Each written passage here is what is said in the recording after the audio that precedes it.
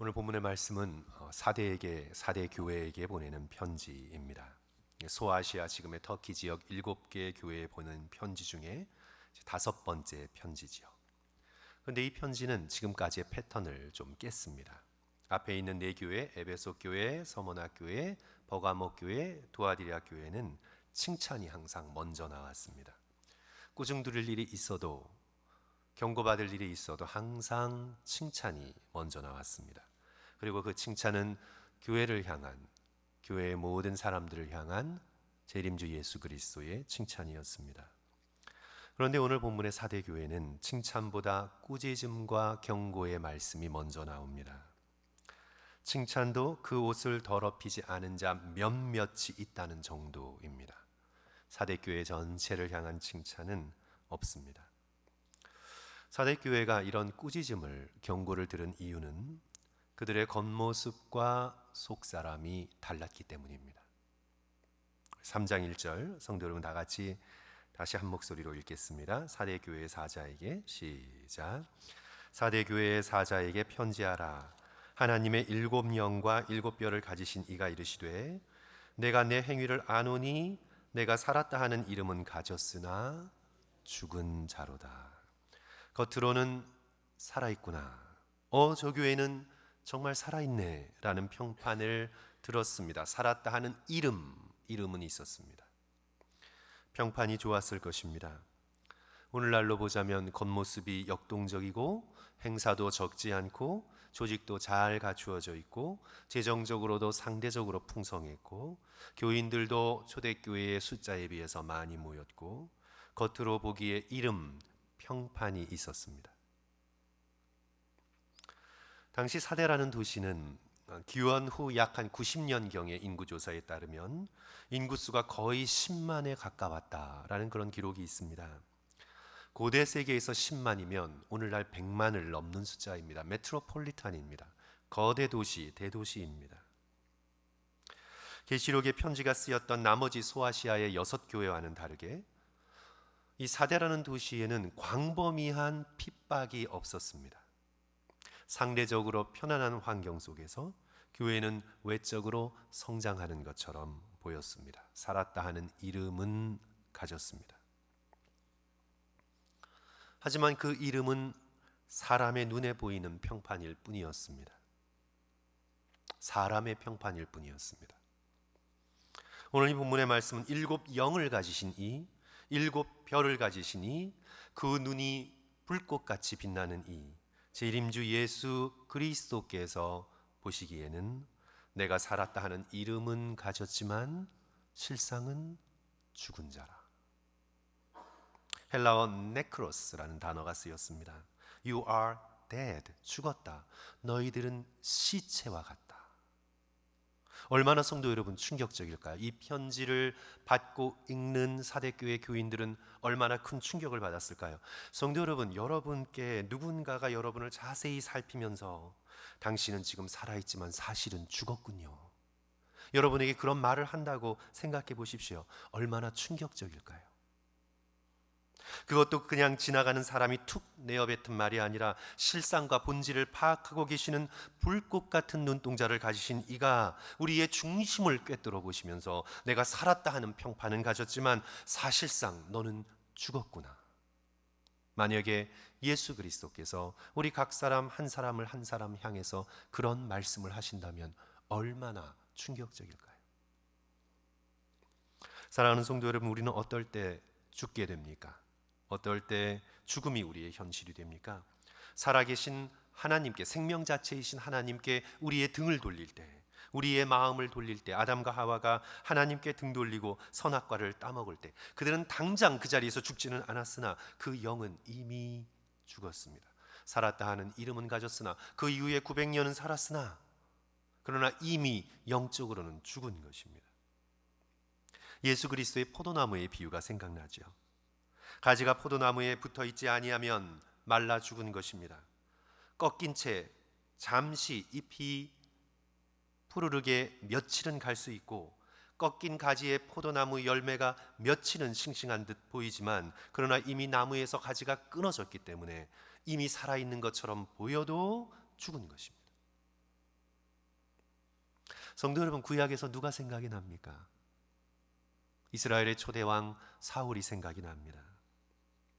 그가 이스라엘의 왕으로 하나님께 뽑혔을 때 하나님의 영으로 충만했습니다. 군사들을 거느리고 나가 용감하게 승리를 쟁취했습니다. 그러나 그 후에 그는 교만했습니다.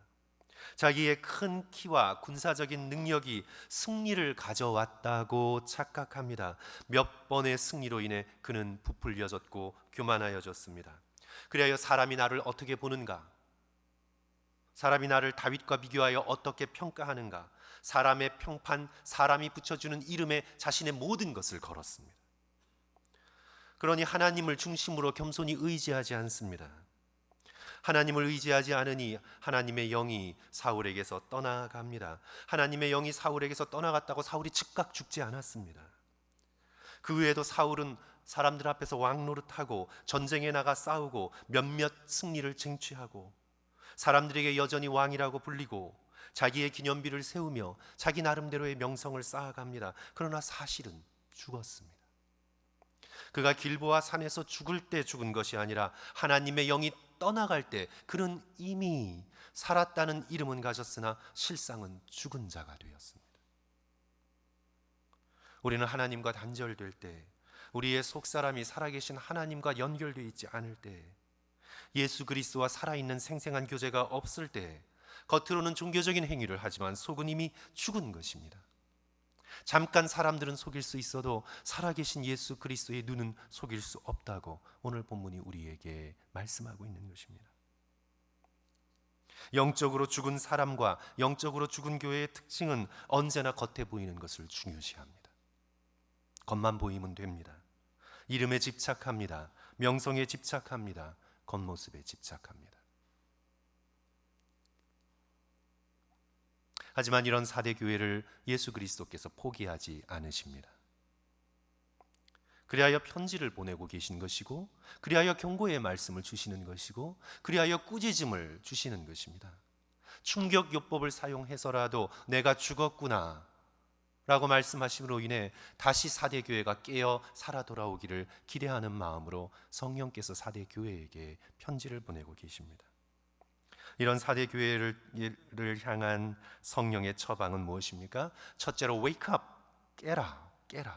깨어라 라는 거죠. 우리 2절 성도 여러분 다 같이 한 목소리로 읽겠습니다. 너는 일깨어, 시작. 너는 일깨어 그 남은 바 죽게 된 것을 굳건하게 하라. 내 하나님 앞에 내 행위에 온전한 것을 찾지 못하였노라. 너는 일깨어라, 깨워라. 3절 중간에도 보시면 만일 일깨지 아니하면 내가 도둑같이 너에게 이르리니 어느 때에 내게 이르는지 내가 알지 못하리라. 깨어라. 영적인 잠에서 깨어나라. 사대라는 도시의 역사는 두 번에 걸쳐서 외국의 침입을 받아 성이 뚫린 적이 있었습니다. 기원전 547년 페르시아의 침입을 받아, 그리고 또 한 번은 기원전 214년 헬라 제국의 안티오커스 3세의 침입으로 그 견고했던 성이 뚫렸습니다. 그런데 이 뚫린 게 어떻게 뚫렸냐 하면 파수꾼이 깨어있지 못했습니다. 성을 뚫고 있는 자들을 발견하지 못했습니다. 그래서 성벽이 뚫리고 사대라는 도시가 결국에는 적의 수중에 넘어가게 되지요. 그래서 깨어라, 그레고레오, 깨어라 라는 것은 잠자고 있는 파수꾼을 깨우는 소리입니다. 사대교회가 잠자고 있으니 너희들 깨어라, 깨어 있어라. 무엇을 위해 깨어 있어야 합니까? 내가 겉모습으로 어떻게 보이는가, 그것이 중요한 게 아니라 속에서 죽어가고 있는 너의 속사람을 돌아보며 2절 너는 일깨워 그 남은 바 죽게 된 것을 굳건하게 하라. 특별히 3절 말씀 보시면 그러므로 내가 어떻게 받았으며 어떻게 들었는지 생각하라. 은혜의 말씀 십자가의 복음을 다시 일깨워 그것을 굳건하게 하고 그 위에 너의 속사람을 세워가라. 복음의 빛이 꺼진 지 너무 오래됐으니 너는 정신을 차리고 깨어 그리스도께 받은 구원의 은혜를 새롭게 하고 그 말씀을 지켜 회개하고 돌이키라. 겉에만 관심 가지지 말고 사람들이 나를 어떻게 대하는가, 세상이 나를 몇 점짜리로 보는가에 관심 가지지 말고 너의 속사람은 다 죽게 되었으니 복음으로 말씀으로 내 죽은 영혼을 다시 새롭게 깨우라는 권고의 말씀입니다. 특별히 재림주 예수 그리스도를 만날 준비를 하고 영적인 잠에서 깨어나라는 거죠. 만일 일깨지 아니하면 내가 도둑같이 이르리니 어느 때에 내게 이르는지 내가 알지 못하리라.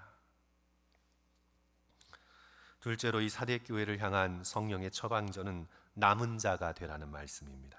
우리 4절 말씀 보시면 그러나 사대에 그 옷을 더럽히지 아니한 자 몇 명이 있어 흰 옷을 입고 나와 함께 다니리니 그들은 합당한 자인 연곤이라. 남은 자 몇몇이 있었습니다.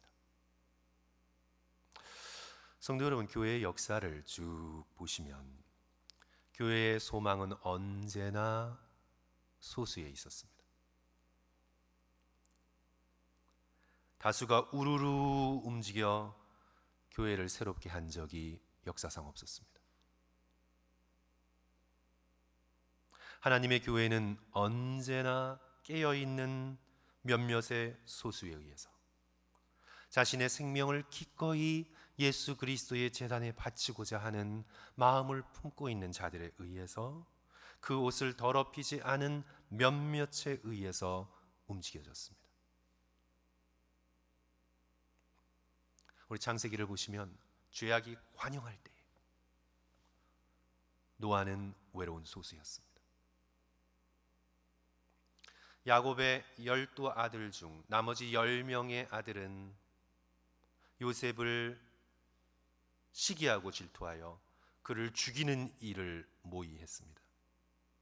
야곱의 12아들 중에 이스라엘에게 소망을 가져올 자는 오직 한 사람 요셉이었습니다.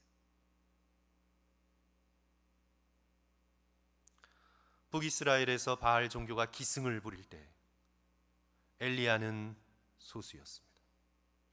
바알에게 무릎을 꿇지 않은 자들은 언제나 소수로서 살았습니다. 중세교회가 깊은 영적 어두움을 치닫고 있을 때 교회의 지도자들이 자신들이 누릴 권세와 물질과 부귀에만 눈이 멀어 있을 때 교황의 권력이 세속 권력과 하나도 다름없이 타락할 때 그때 프란시스를 따르는 무리들은 소수였습니다. 참 교회는 언제나 소수였습니다. 천주교의 타락이 극에 도달했을 때 종교개혁자 마틴 루터는 소수였습니다. 겉으로는 어떻게 비칠지 모르나 속사람은 교회는 언제나 영적으로 깨어 재림주 예수 그리스도의 다시 오심을 바라보며 자신을 거룩하게 준비하는 소수에 의해 그들의 기도와 그들의 간절한 엎드림에 의해 교회는 움직여 왔습니다. 교회사가 그것을 우리에게 증명합니다. 큰 건물, 큰 조직, 큰 재정, 큰 명성이 아닌 하나님의 교회는 언제나 깨어있는 소수의 것이었습니다. 재림주께서 약속하십니다. 4절 5절 그러나 사대에 그 옷을 더럽히지 아니한 자 몇 명이 내게 있어 흰 옷을 입고 나와 함께 다니리니 그들은 합당한 자의 연고라. 이기는 자는 이와 같이 흰 옷을 입을 것이요 내가 그 이름을 생명책에서 결코 지우지 아니하고 그 이름을 내 아버지 앞과 그의 천사들 앞에서 내가 시인할 것이다. 내가 너의 이름을 결코 부끄러워하지 않을 것이다. 그래서 사랑하는 성도 여러분, 이 세상의 문화를 따라가는 다수의 사람이 되지 말고 예수 그리스도의 말씀과 주님의 살아계신 그 놀라운 은혜를 의지하여 소수의 남은 자가 기꺼이 되고자 하는 하나님 앞에서의 참된 충성과 헌신을 가지신 이 자리에 모이신 성도들 되시기를 주님의 이름으로 간절히 축원합니다. 저는 오늘 말씀을 준비하면서 고 장영희 교수님의 글이 생각이 났습니다. 신앙적인 글은 아니더라도 우리의 삶의 태도를 살펴보게 하는 그런 글이었습니다. 장애인이 차별받던 당시 소아마비이면서도 영문학 교수가 되어서 후배들을 키운 분이죠. 장애인이면서 3차례에 걸친 암투병을 하다가 50대의 젊은 나이에 아깝게 세상을 떠났습니다. 여러 수필집과 문학평론집을 남겼는데 그 중에 우리 잘 알려진 글이 내가 살아보니까 50대까지 내가 살아보니까 라는 이 수필에 이런 글이 있더라고요. 내가 살아보니까 정말이지 명품백을 들고 다니던 비닐봉지를 들고 다니던 그 내용밀이 중요할 뿐이라는 것을 깨닫게 되었다. 명품백에도 시시한 잡동사니가 들어있을 수 있고 비닐봉지에도 금덩어리가 담겨 있을 수 있다. 내가 살아보니 남들의 가치 기준에 따라 내 목표를 세우는 것이 얼마나 어리석고 나를 남과 비교하는 것이 얼마나 시간 낭비이고 그렇게 함으로써 내 가치를 깎아내리는 것이 얼마나 바보 같은 짓인 줄 비로소 살아보니까 깨닫게 되었다. 사랑하는 성도 여러분, 정말 중요한 것은 사람들에게 비친 나의 겉모습이 아니라 내 속을 살펴보시는 예수 그리스도께서 주목해 보시는 우리의 삶, 우리의 속사람, 우리의 인격, 우리의 성품임을 우리가 깨달아야 되겠습니다. 나의 나됨이 겉모습에 있지 않고 나의 성품, 나의 생각, 나의 마음, 내가 그냥 가만히 넋놓고 있을 때 나의 생각이 흘러가는 곳, 내가 가만히 있을 때, 내가 넋놓고 아무 일도 하지 않을 때 나의 생각이 자연스럽게 흘러가는 예수 그리스도의 마음, 하나님의 영광, 그리스도의 살아계신 말씀.